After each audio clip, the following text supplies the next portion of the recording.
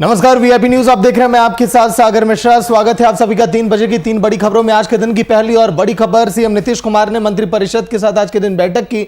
मंत्रिपरिषद की बैठक में 18 एजेंडों पर मुहर लगी, लेकिन सबसे बड़ी बात यह रही कि जो भी पंचायती प्रतिनिधि हैं उनका कार्यकाल नहीं बढ़ेगा, उसके लिए पूरी टीम का गठन किया जा रहा है। दूसरी खबर आज के दिन की, महंगाई डायन खाया जाता है, इसका जिक्र हमने कई बार किया है, लेकिन आज के दिन आरजेडी ने फिर से हल्ला बोला मौजूदा सरकार पर, राज्य सरकार पर। यह कहना विपक्ष का कि सरकार महंगाई को कम करे, राज्य सरकार, केंद्र सरकार पेट्रोल और डीजल के दामों में तुरंत कटौती करे, और भी खाद्य सामग्रियों में लगातार बढ़ोतरी दर्ज की जा रही है।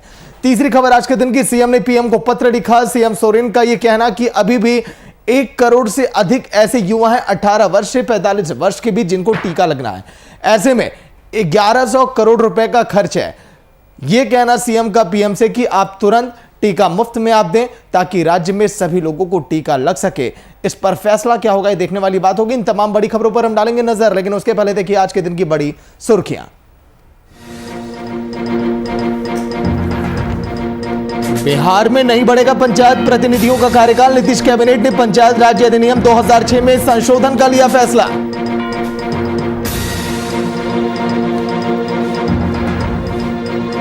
बिहार में लगातार बढ़ते पेट्रोल के दामों को लेकर सरकार पर हमलावर हुई आरजेडी विधायक बोले तुरंत दाम करे सरकार।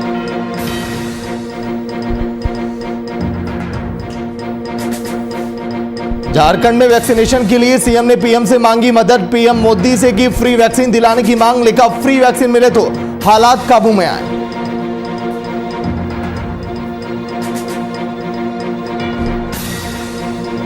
बिहार के कई जिलों में नल जल योजना फ्लॉप। भागलपुर की रजंदी ने पंचायत में ग्रामीण परेशान। गर्मी के मौसम में पेयजल संकट से जूझ रहे लोग।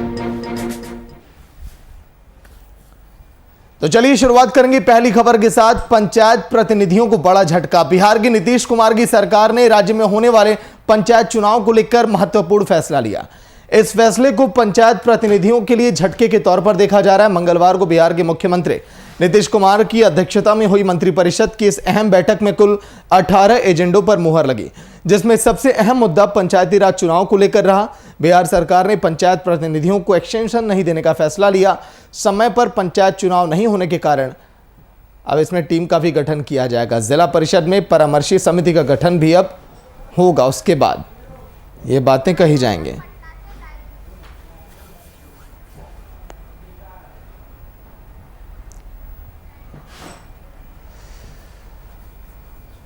कुमार गौतम पटना से लाइव जुड़ गए हैं पूरी जानकारी के साथ। गौतम, मंत्रिपरिषद की बैठक, 18 एजेंडों पर लगी मुहर, कौन सी बड़ी बातें जिन पर मुहर लगी? गौतम।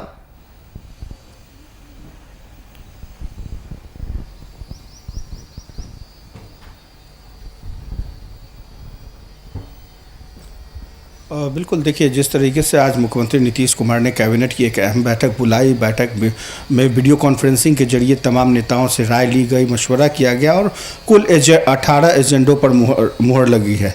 तो 18 एजेंडों में कई सभी लगभग महत्वपूर्ण हैं, लेकिन जो पंचायती राज के तहत जो चुनाव होने वाले हैं, जिनका कार्यकाल 15 जून को पूरा हो रहा है, ये सबसे महत्वपूर्ण और लेटेस्ट है, क्योंकि 15 जून को जो कार्यकाल पूरा हो रहा है, तो संघ की तरफ से, पंचायत प्रतिनिधियों की तरफ से ये कहा गया था कि इनकी सेवा विस्तार की जाए ताकि जब चुनाव हो तब तक इनकी सेवा विस्तार हो। लेकिन सरकार ने मंजूरी नहीं दी है और इसमें साफ तौर पे एक परामर्शी समिति होगी जिसका लेटर राज्यपाल को सौंपा जाएगा और उसके जरिए उनको एक अलग से ताकत मिलेगी।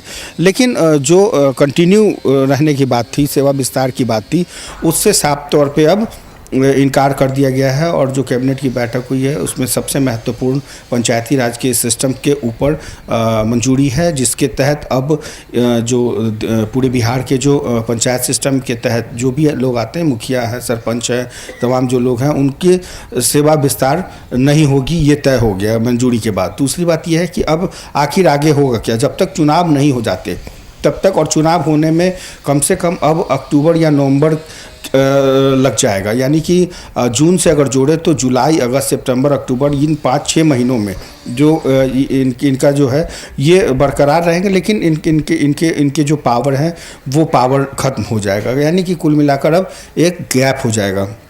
तो ऐसे में सिस्टम कैसे चलेगा, इसको लेकर के परामर्श समितियों की बैठक होगी और उसमें समिति में कौन कौन से लोग होंगे वो मुख्यमंत्री उस ज्ञापन को राज्यपाल के पास अनुशंसा के लिए भेजेंगे और तब जा कर के इनको इनकी सेवा या इनके शक्तियों का जिक्र होगा। लेकिन इतना तय है कि अब जो संघ की लगातार मांग थी कि जब तक चुनाव नहीं हो जाते या जब तक चुनाव उससे पहले इनकी सेवा विस्तार की जाए, तो अब इन बातों पर अब मुहर लग गई है। और इसके अलावा अगर 18 एजेंडों की बात करें तो कई ऐसे महत्वपूर्ण निर्णय लिए गए हैं, खास तौर पे जो बच्चे अनाथ हो गए हैं और ख़ास करके कोरोना के इस काल में जहां माता पिता ने का निधन हो गया, तो वैसे बच्चे जिनके माता पिता का निधन हो गया, सरकार अपने खर्चे से वो व्यवस्था करेगी, 1500 रुपये की जो योजना है वो देगी और 18 साल के बाद भी जो राशि है वो मुहैया कराएगी। इसके अलावा अलग से जो शेल्टर होम टाइप के जो व्यवस्था है उसको मुकम्मल करने की बात कही गई है। खास करके पटना के सदर इलाके में, दानापुर जैसे जिला परिषद के क्षेत्र में, वहाँ पर भी हर क्षेत्र में जहाँ भी बच्चे हों वहाँ पर उनके लिए ये विशेष योजना के तहत ये शेल्टर होम की व्यवस्था की जाएगी, जहाँ एक सामुदायिक किचन होगा, जहाँ खाने पीने रहने की तमाम जो व्यवस्थाएं हैं वो निगरानी में रहेगी और उसको सरकार वहन करेगी। तो ये इस वक्त बिहार की जो राजधानी पटना से बड़ी खबर यही है कि मुख्यमंत्री ने कुल 18 एजेंडों पर मुहर लगाई है और वीडियो कॉन्फ्रेंसिंग के जरिए तमाम पदाधिकारियों की बैठक संपन्न हो गई है। जी सागर। लेकिन गौतम, क्या अभी मौजूदा समय में जो हालात है बिहार में, चाहे हम या चक्रवात की बात करें या जो किसानों की परेशानियां या कोविड को लेकर जो परेशानियां हुई या स्वास्थ्य के क्षेत्र में जो असफलता देखी गई सरकार की, इन सभी बातों को भी क्या आज के दिन बैठक में शामिल किया गया? क्या इन पर भी कुछ चर्चाएं हुई?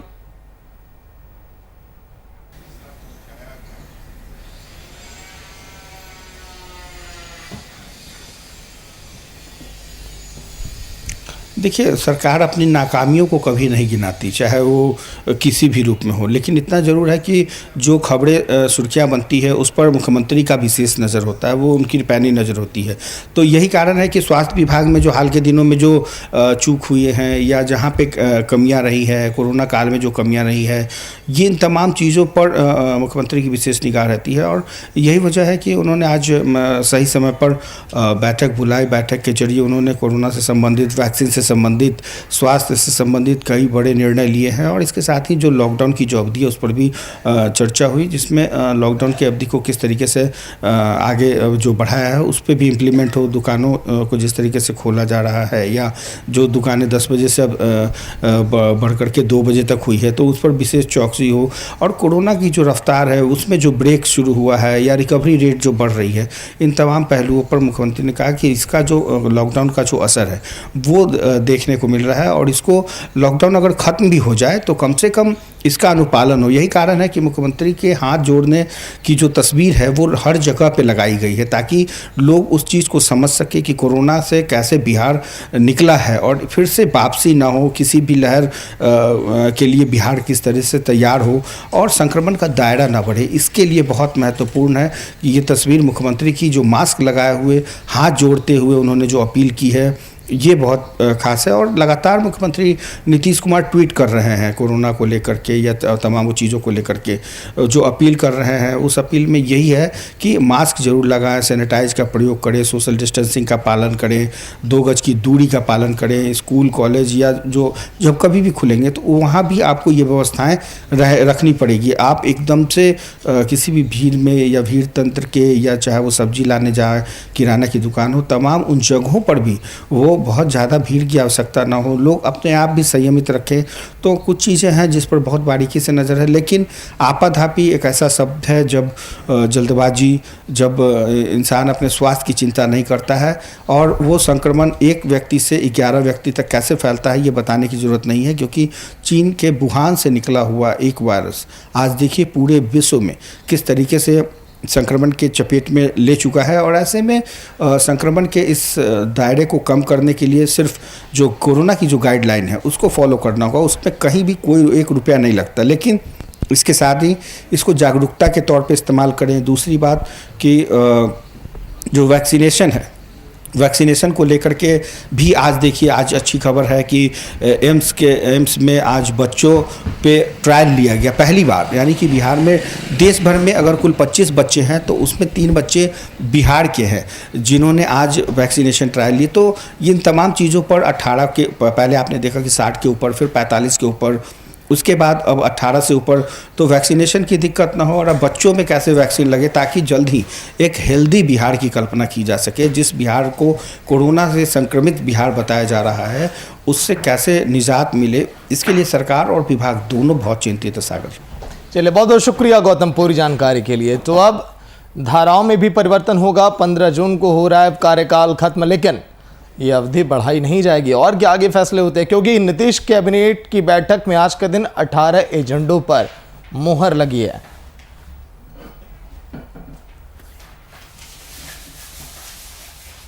लेकिन महंगाई की ऐसी मार जिससे आम जनता पूरी तरह से त्रस्त है, और विपक्ष को इस समय एक मुद्दा ये बना बनाए मिल गया।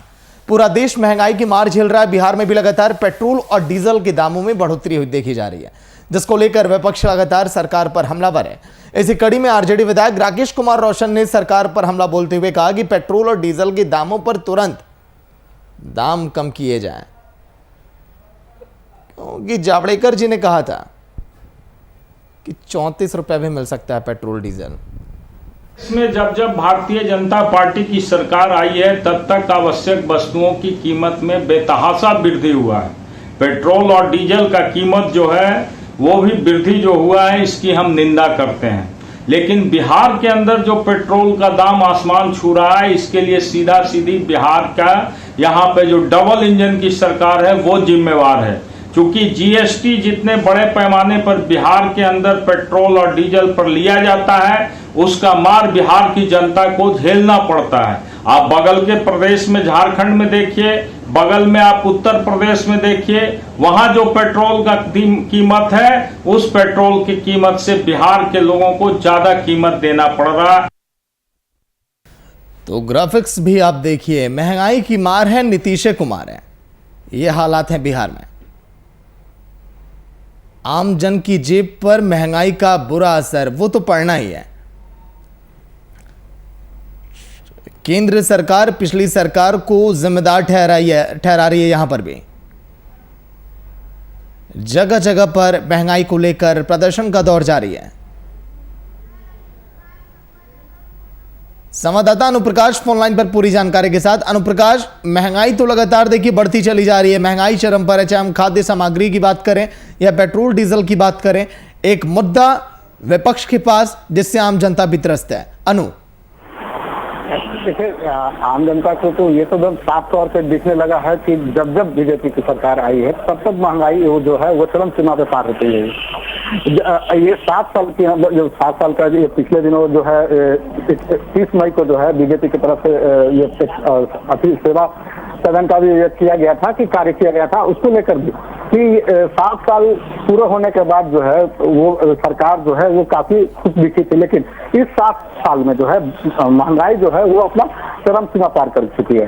पेट्रोल के दाम जहां बोल रहे इधर मई महीने से लेकर अभी तक जो है, आज जो है पेट्रोल की ताजा जो कीमत है वो है 104 रुपए प्रति लीटर हो चुके हैं, प्रीमियम की जो दाम है। तो ये जो है, और वही देखिए तो रसोई तेल की, जैसे सरसों तेल की बात की जाए तो उसकी जो कीमत है वो 200 रुपए हो चुकी है। गैस सिलेंडर अनु, लौट कर आ रहा हूं। चितरंजन गगन जी जुड़ गए हैं आरजेडी के प्रवक्ता फोनलाइन पर। चितरंजन जी, स्वागत है वीआईपी न्यूज में। धन्यवाद। चितरंजन जी, महंगाई की मार ऐसी कि आम जनता त्रस्त है, चाहे वो मध्यम वर्गीय हो या फिर गरीब तबके के लोग हों, लेकिन इस तरफ सरकार का ध्यान बिल्कुल भी नहीं जा रहा है। चितरंजन जी, देखिए, सरकार कहीं दिखाई नहीं पड़ रही है। जिनसे महंगाई, एक तरफ कोरोना का मार से लोग परेशान है, बेरोजगारी का मार अलग है, लोगों का कारोबार बंद हो गया, नौकरी छूट गया, कहीं कोई आमदनी का साधन नहीं है। दूसरी तरफ महंगाई इस कदर बढ़ती जा रही है कि जो करू का तेल पहले 60 रुपए 65 रुपए लीटर मिलता था, आज जो है 2 से 24 रुपए लीटर सस्ता तेल हो गया। तो यह स्थिति हो गई है। जो सरकार पहले रसोई के गैस लेके स्मृति ईरानी और भाजपा के और नेता लोग जो तमाशा और नाटक और नौटंकी करते थे, आज जो है तो कहीं किसी की बोली नहीं निकल रही है। तो जनता भगवान भाव से चल रहा है, और क्या कहा जाए इसको। चितरंजन जी, मान लीजिए अगर आपकी सरकार सत्ता में होती तो फिर आप इस महंगाई को कैसे कम करते हैं? देखिए, सवाल है कि सरकार में विजन होना चाहिए, कार्य करने का क्षमता होना चाहिए और निष्ठा होनी चाहिए। यह सरकार है ही नहीं। सरकार तो केवल हर मामला में नहीं सर, सरकार को मैं नहीं पूछ रहा हूँ। चितरंजन जी, आप लोग कैसे कम करते? मैं आइडिया बताऊंगा ना चितरंजन जी, अगर आप बताएंगे सत्ता पक्ष के लोग जब जुड़ेंगे। यह सरकार जो है हर मामला में व्यापारी के रूप में काम कर रही है। इस आपदा विपदा में भी यह कैसे माल कमाया जाए उसमें केवल मन एक्सपर्ट है। बच्चे नहीं, कोई रात चलाने से मतलब है, रात चलाने आता है। नहीं चितरंजन जी, मैं बस एक जानना चाह रहा हूं आप प्रवक्ता के तौर पर, क्योंकि देखिए आप सलाह भी देंगे पार्टियों को, विपक्ष को नसीहत भी तो हमें देनी है आप ही की बातों से। कैसे बैलेंस करेंगे महंगाई को? क्या आपके पास आइडिया कुछ वो बताइए सर। ये व्यापारी, ये सारी चीजें। हाँ, सबसे पहले आपकी मनसा क्या है? आप जनता के प्रति अपने को जिम्मेवार मानते हैं, तब उसके बाद रास्ता निकलेगा। लेकिन जो सरकार जनता के प्रति कोई जिम्मेवारी ही नहीं समझती है, जिसकी जिम्मेवारी केवल यह है कि गिने चुने घराने जो हैं उनका कैसे कल्याण हो, वे कैसे जो सो कभी राष्ट्रीय ही नहीं अंतर्राष्ट्रीय स्तर पर धनाढ्य की सूची में टॉप पर जाए, जहाँ वह मंशा है, तो वहां पर आप सोचिएगा क्या? सवाल है कि जनता के प्रति अपनी जिम्मेवारी को जो सरकार नहीं समझेगी तो फिर कैसे रास्ता निकलेगा? महंगाई पर कैसे नियंत्रण किया जाएगा? उसके जो उसके सामने समस्याएं हैं उसको कैसे दूर किया जाएगा? यह सोचने का सवाल कहाँ है उस सरकार के सामने में? न विजन है न रीजन है। तो चितरंजन जी, आगे क्या तैयारी आप लोग कर रहे हैं? क्योंकि देखिए राकेश रोशन जी आज के दिन हमलावर दिखाई दिए, आप लोग भी लगातार यही कह रहे हैं महंगाई को लेकर। तो जनता की बातों को लेकर अब सरकार के समक्ष जिस तरह से आप लोग बीते दौर में प्रदर्शन करते रहे, अब क्या आगे की रणनीतियां हैं? देखिए, जनता के सामने अब ये एक्सपोज हो चुके हैं। बहुत दिनों तक जो है सो माने लम्बो पप्पू का दुकान नहीं चल सकता। पेंटिंग जो है बहुत टिकाऊ नहीं होता है। जब बारिश होती है तो पेंटिंग झड़ जाता है। वही है, अब जो स्थिति आ गई है जनता समझ रही है, और जब तक है तब तक है। अभी जो एक सर्वे भी आया है देखे हैं, तो उसमें कहा किस ऊंचाई पर थे और आज जो है तो किस स्थिति में पहुंच गए आज। तो जनता अब समझ गई है, अब तो इनको भाव स्वरूप इनको समझ रही है। कोई रिस्पॉन्स अब जनता में इनका नहीं है। अब कितना झूठ बोलेंगे, कितना लोगों को बरगलाने का काम करेंगे, कितना नौटंकी करेंगे, आंख में जो भीख लगा के जो है तो आंसू बहाएंगे। अब जनता सब समझ चुकी है, सब नाटक को जनता समझ चुकी है और देख रही है। इसलिए बहुत दिनों का मामला है नहीं। जिस दिन जनता को निर्णय लेना पड़ेगा, जनता निर्णय अपना ले लेगी। चलिए, शुक्रिया चितरंजन जी बातचीत के लिए वीआईपी न्यूज में। तो दावों की भरमार है, धरातल पर सब बेकार है। ऊपर की पंक्तियां पढ़िएगा, सरकार के लिए लिखी गई हैं। दावों की भरमार है और महंगाई की मार है, नीतीश कुमार है, अनुप्रकाश। आखिरी कमेंट आपसे लेना चाहूंगा, आम जनता की क्या राय है महंगाई को लेकर जब आप लोगों के बीच जाते हैं?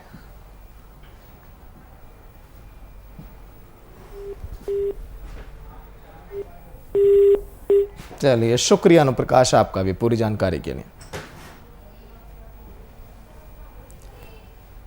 पेट्रोल 100 के पार है, सरसों का तेल, दाल, आप सभी वस्तुओं को आप उठाकर देखिए जो आप रोजमर्रा की जिंदगी में आप घरों में इस्तेमाल आप करते हैं। हालात ऐसे हैं कि आने वाले समय में दाल रोटी की ना किल्लत पड़ जाए घरों में।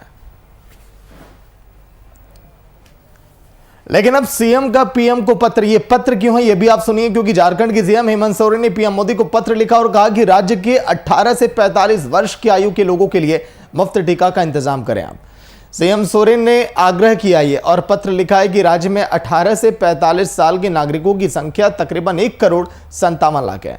इतने टीके तो खरीदने के लिए कम से कम 1100 करोड़ रुपए की आवश्यकता है। इसके अलावा जब भी 12 से 18 वर्ष तक लोगों के लिए टीके उपलब्ध होंगे उसके लिए लगभग 1000 करोड़ रुपए की आवश्यकता होगी। कोरोना महामारी की वजह से पहले की आर्थिक तंगी से मार झेल रहा है झारखंड और सीमित संसाधन में इतना धन कैसे व्यय करे सरकार, ये कहना है।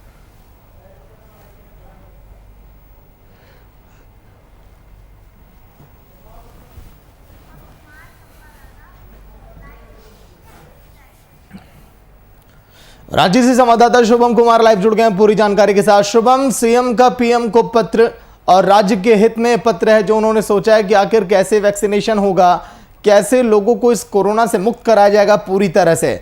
लेकिन जो वैक्सीन की मांग है, जो मौजूदा जो धन राशि है जो खर्च करने की, आगे देखिए कहा जा रहा है कितने पैसे लगेंगे, क्या लग रहा है कुछ विचार किया जाएगा केंद्र की तरफ से?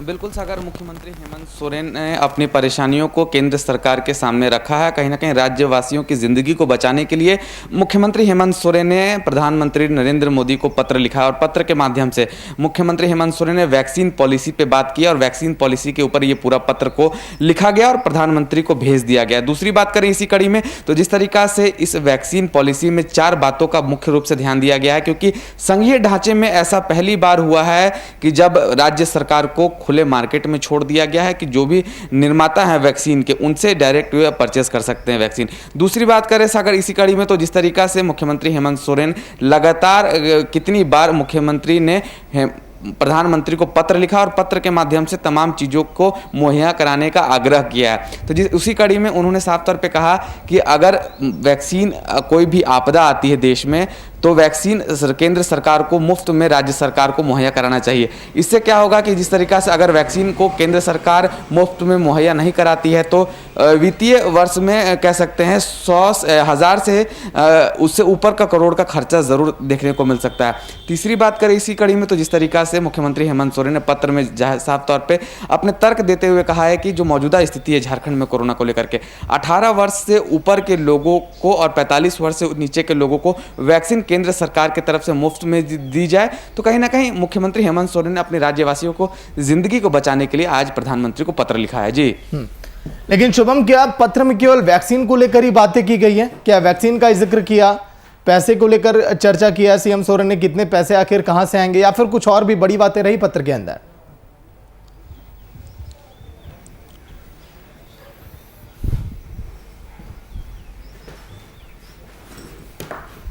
देखिए पत्र के अंदर तो ये पूरा पत्र वैक्सीन पॉलिसी पर निर्धारित था। इसमें कह सकते हैं पैसों की ज़रूर बात हुई है, क्योंकि अगर राज्य सरकार जाकर मार्केट में लोगों के लिए वैक्सीन खरीदता है तो राज्य सरकार पर 1000 करोड़ के ज़्यादा का बोझ पड़ सकता है। क्योंकि जिस तरीका से पूरे लॉकडाउन में 2020 की बात कर ले चाहे 2021 की शुरुआती दौर की बात कर ले, राज्य की अर्थव्यवस्था सभी लोग जानते हैं पहले की तरह नहीं है। राज्य की अर्थव्यवस्था में ज़रूर गिरावटें आई हैं और कहीं ना कहीं मुख्यमंत्री हेमंत सोरेन तमाम तरह की सहायता के लिए आग्रह कर रहे हैं भारत के प्रधानमंत्री नरेंद्र मोदी से। अब यह देखना होगा कि इस कड़ी में झारखंड सरकार को कितना सहयोग करते हैं केंद्र सरकार की तरफ से प्रधानमंत्री नरेंद्र मोदी। और दूसरी बात करें तो कहीं ना कहीं मुख्यमंत्री हेमंत सोरेन के पत्र लिखने के बाद राजनीतिक महकमे में भी आरोप और प्रत्यारोप का सिलसिला शुरू हो चुका है। भारतीय जनता पार्टी जो कि झारखंड में विपक्ष में है वो अपने तर्क रख रहे हैं और झारखंड में जितने भी सत्ताधारी गठबंधन की सरकार के सहयोगी दल है, चाहे वो कांग्रेस की बात कर लें चाहे वो राजद की बात कर लें, सभी अपने पक्ष रख रहे हैं। तो कहीं ना कहीं जिस तरीका से ये पत्र लिखा गया है, अब यह देखना होगा कि इस पत्र का जवाब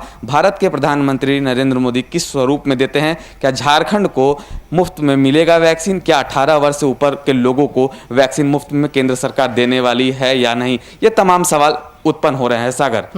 लेकिन शुभम, वैक्सीनेशन का दौर कैसा चल रहा है झारखंड में? क्या वाकई में पूरी तरह से रुकावट आ गई है या फिर वैक्सीन अभी बचे हैं झारखंड में?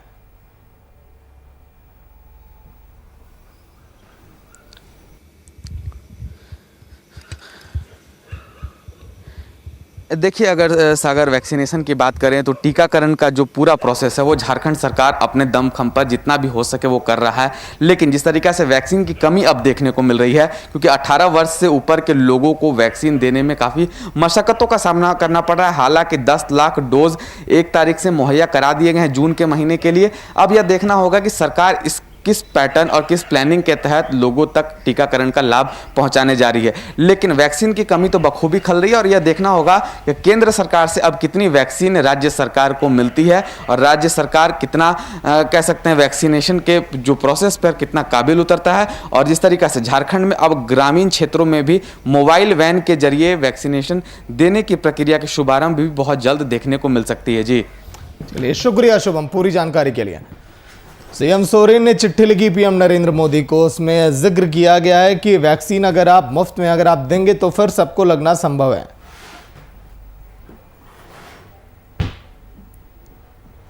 तो चलिए अब जल्दी से जिन लोगों ने आज के दिन अपना टीवी सेट देर से ऑन किया, 3 बजे की 3 बड़ी खबरें जो सुर्खियों में रही। सबसे पहली खबर, सीएम नीतीश कुमार ने आज के दिन मंत्रिपरिषद की कैबिनेट की जो बैठक हुई उसमें 18 एजेंडों पर मुहर लगी और ये पूरा रोड मैप तैयार किया गया कि आगे क्या रणनीतियां होंगी। पंचायत चुनाव को लेकर भी चर्चाएं की गई हैं। दूसरी खबर, महंगाई को लेकर विपक्ष लगातार हमलावर है। महंगाई को लेकर पेट्रोल डीजल के बढ़ते दाम, खाद्य सामग्री के दाम भी चरम पर हैं। ऐसे में आम जनता, मध्यम वर्गीय, गरीब परिवार कैसे अपनी जिंदगी गुजार पाएंगे, बड़ा कठिन होगा उनके सामने। तीसरी खबर आज के दिन की, जो सीएम सोरेन ने पत्र लिखा है पीएम नरेंद्र मोदी को वैक्सीन को लेकर। वैक्सीन में कितना खर्च आएगा, कितने डोज की ज़रूरत है, इन तमाम बातों का जिक्र किया गया और कहा गया कि आप मदद के लिए हाथ आगे बढ़ाएं, तभी जाकर वैक्सीनेशन पूरी तरह से सफल तरीके से संभव है। फिलहाल इतना ही। देखते रहिए VIP न्यूज़। नमस्कार।